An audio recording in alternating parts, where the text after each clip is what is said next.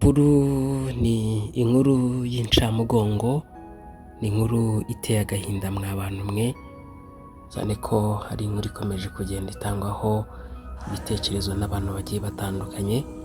Hari ku itariki 25 z'ukwezi kwa 10 y'umwaka w'2025 nibwo humvikanye inkuru y'urupfu rw'umwana w'umunyeshuri witwa Umutesi Iribagiza Chantal, akaba yaravutse ku itariki 10 z'ukwezi kwa 2 umwaka w'2014. Inkuru y'urupfu rw'uyu mwana w'umunyeshuri yashenguye benshi, cyane ko mu by'ukuri urupfu rwe ni urupfu ruteye agahinda. Mw'abantu mwe, yego abantu turapfa, ariko uyu mwana uburyo yaje kuza kuba yapfamwo byateye benshi agahinda.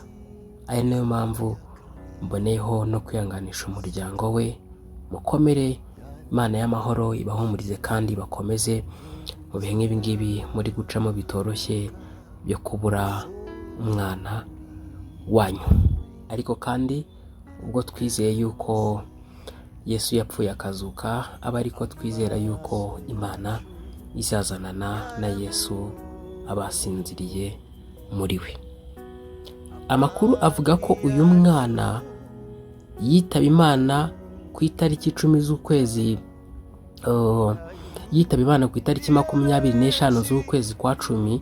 Yitabye Imana ari ku ishuri, niko amakuru avuga. Amakuru avuga ko uyu mwana ubwo yari ari ku ishuri yagiye kuryama n'abandi bana bisanzwe nk'uko abana bajya kuryama nyine mu madoratwari yabo, ariko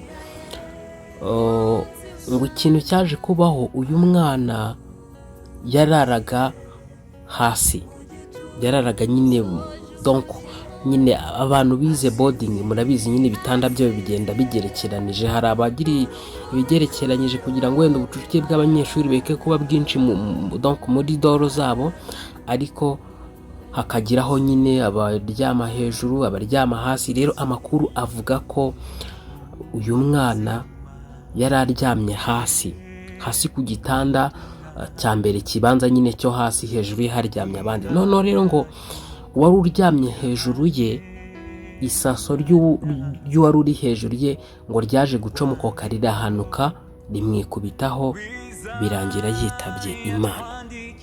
Nk'abantu, iyi ni inkuru ibabaje, nubwo naramenya neza ahantu ibi byaje kuza kubera, nyine sindamenya ikigo ibi bintu byaje kubera, ariko niko amakuru agenda avuga. Uyu mwana akaba yaranashyinguwe ku itariki 27 z'ukwezi kwa 10 umwaka w'2025, kubera ko isaha y'isa 12 kwari uguhaguruka ikigese iwabo, hanyuma isaha y'isa kwari ugufata umubiri ku bitaro bya CHK. Isaha y'isa 2:40 kugera isaha y'isa 3:30 kwari ugusezera mu rugo ikigese. Hanyuma isaha y'isa 4 zuzuye kugera isaha y'isa 6 yari misa mu rugo ikigese. Isaha y'isa 7 zuzuye kwari ugushyingura kabuciye. Hanyuma isaha y'isa 9 kwari ugukaraba mu rugo ikigese. Ni uko gahunda zo guherekeza uyu mwana zari zimeze. Ariko abantu benshi bakomeje kugenda bagira bati boarding turaza kuza, ati bagiye babanza bagenzure biriya bitanda abana baryamaho. Nyine nawe wibaze kuba umwana ari ku ishuri ukajya kumva nyine ukumva telefone nyine iraguhamagaye ngo umwana arapfuye. Mu by'ukuri ni ibintu bibabaje, ni ibintu biteye agahinda. Birumvikana abanyeshuri bari aho nyine aho barume. Cyakora amakuru avuga ko uyu mwana atahise apfira aho ngaho, yaje nyine kujyanwa ku bitaro bya CHK yitabwaho, kubera ko nyine mu by'ukuri birumvikana nyine nta kuntu isaso yakwikubitaho hanaryamyeho n'umuntu. Birumvikana n'ibisaso yaramwikubiseho, iyo wari uri hejuru ye urumva iyo saso yamanukanye n'uwari uyiryamyeho.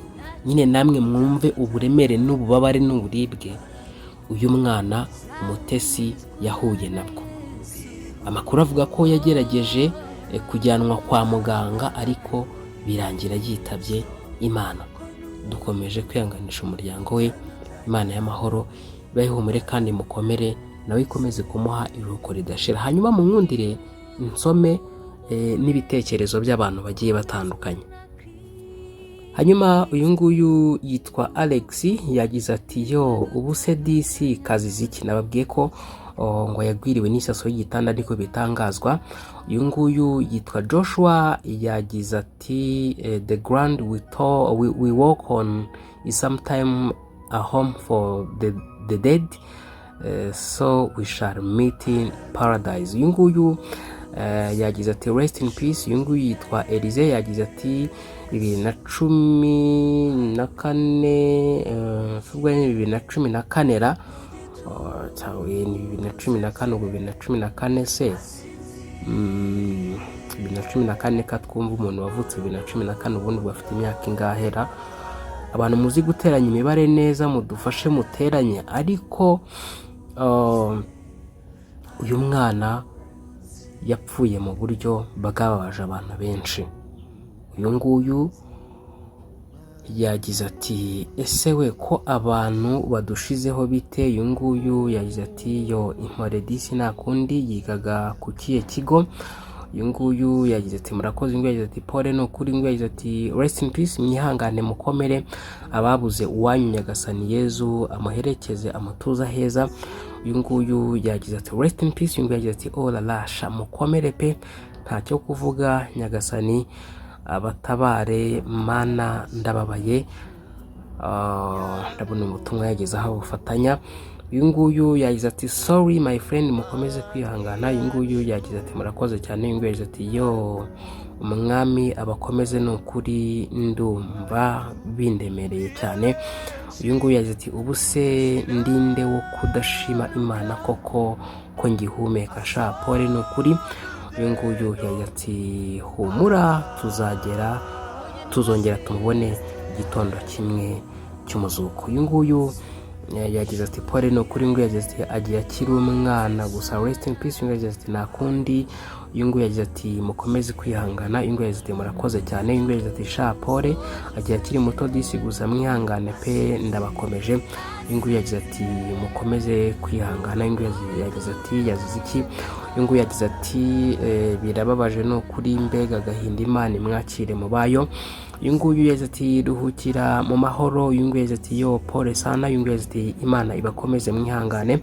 Uyu nguyu yagize ati murakoze cyane. Uyu nguyu yagize ati ndabona ubutumwa yabafatanije. Uyu nguyu yagize ati Mana we misenanga boarding school kubona abasiniya wani no kuri. Ndabona ubutumwa nawe yagezeho ubufatanya.